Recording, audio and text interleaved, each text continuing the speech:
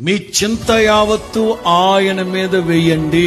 మీరు మీ చింత యావత్తు ఆయన మీద వేయాలంటే మీరు ఎవరి మీద అయితే వేయాలనుకుంటున్నారో ఆయన మీద మీకు ఒక నమ్మకం ఉండాలి. ఇవాళ మనం ఎవరు నమ్మలేకపోతున్నాం. పౌలు అంటారు కదా, ఏ మనుష్యుడు నమ్మదగిన వాడు కాడు, యేసుక్రీస్తు ఒక్కడే నమ్మదగిన వాడు. ఆయన ఉన్నారు కదా, ఆయన మనతో ఉన్నప్పుడు మనకు భయం ఎందుకు? అందుకే నేను అంటున్నాను, మనం ఆరాధిస్తున్న యేసయ్య ఉన్నవాడు అనువాడు.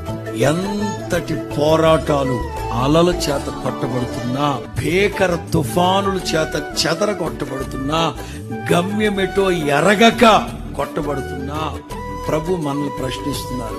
నాకు చింత లేదా అని అడగమాకండి. మీరెందుకు భయపడుతున్నారు? మీకు నమ్మకము.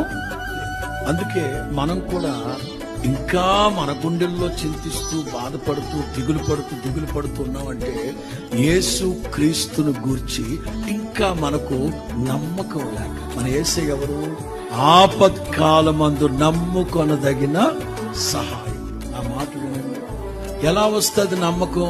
చదవాలి, వినాలి, విశ్వసించిన దేవుని మాటల్ని పదే పదే పదే పదే నీవు ఉచ్చరిస్తూ ఉంటే ఆ మాటలన్నీ నీ చుట్టూ సృజనాత్మకమైన శక్తిగా మారి నీకు ఒక ధైర్యాన్ని సమకూరుస్తాయి. ఆమేన్.